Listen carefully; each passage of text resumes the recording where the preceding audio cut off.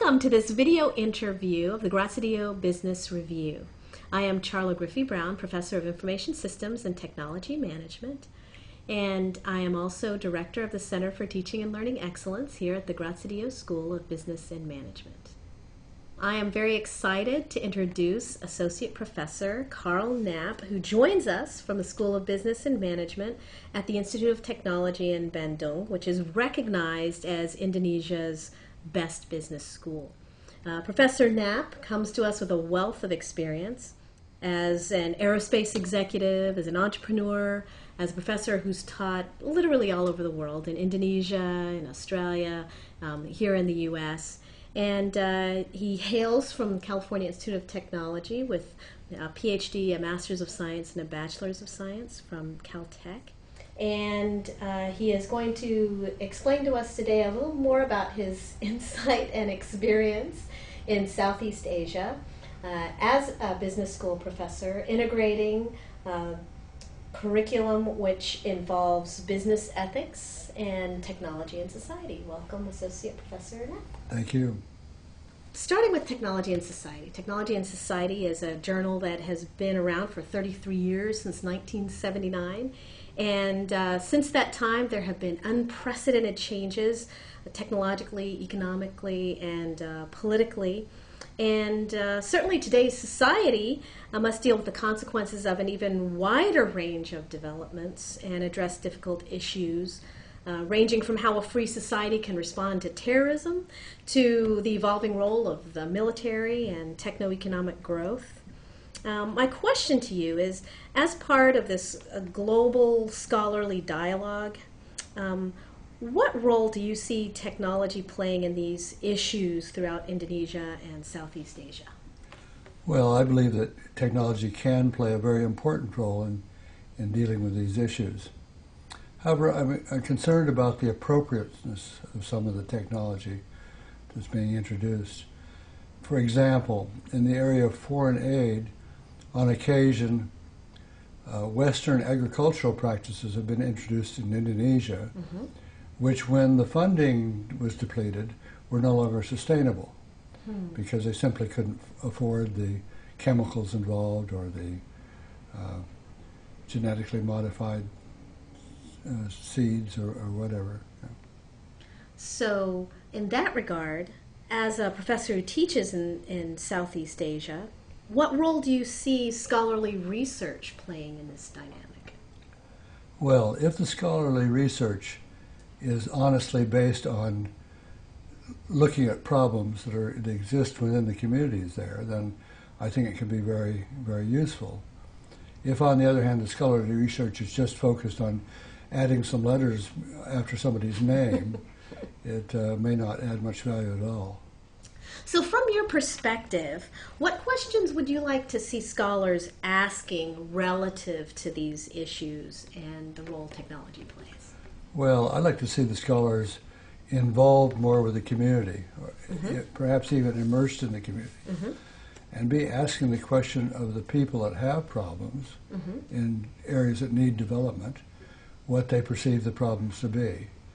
Now, the scholars can conduct research, and it may turn out that what people believe the problems to be are quite different than the real causes of the difficulties that they're having. And researchers can play a part in identifying what the real problems are and potentially even identifying potential solutions to those problems.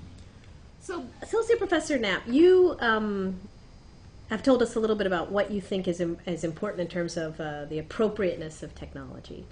What concerns you most in this area? And what do you think would be the most meaningful and relevant to decision makers wrestling with these concerns? Well, what concerns me most in Southeast Asia, where I live and work, is the situation faced by impoverished women and children. Okay, they have a lot of difficulties and are very often victims of abuse and trafficking and child labor situations. You know, I would like to see a focus on trying to solve some of those problems, finding ways to deal with those problems.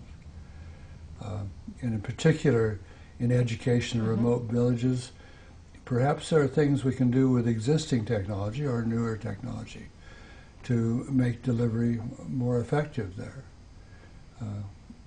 under very constrained budgets. And of course, there's similar problems in delivering health care and making sure that people are nourished properly, etc. And we need to find sustainable solutions to those problems. I know that there are some specific problems that certainly exist here, but probably manifest themselves in terms of scale and scope in a larger way.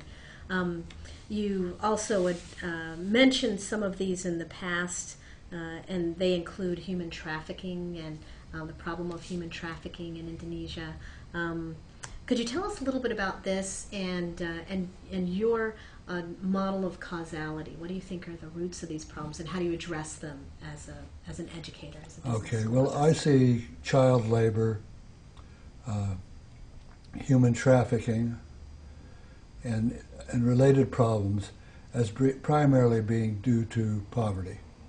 Okay, and the poverty in turn is primarily due to poor education. Mm-hmm. Now, it may not be the only cause of the problem, but certainly a very important one. So I try to bring that out. Don't do too much of this in the classroom, okay? It's more a personal passion on my part. But I do think that it's interesting as an educator, you're interested in how business impacts community and working with community to solve very specific problems. Oh yes, and of course corporate social responsibility is actually mandated by the Indonesian government for corporations, okay? But we have the typical problem that very often people designing programs with very good intentions don't bother to talk to the stakeholders. And they design something which seems to be very good, you know, but since they didn't involve the stakeholders in the first place, very often is not well accepted by the people, very people they're trying to help. So it's very important to get involved, you know, whether you're students trying to learn about business or either business trying to help the community, you need to involve the major stakeholders.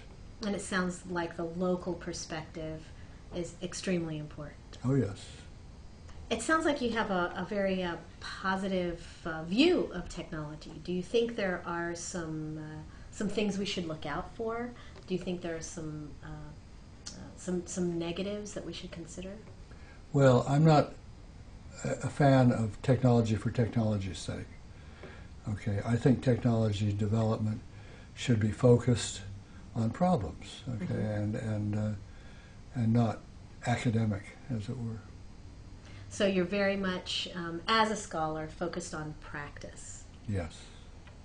You have been involved in business, both as an aerospace executive and an entrepreneur, and also a business professor at universities really all over the world, in the U.S. and Indonesia and Australia.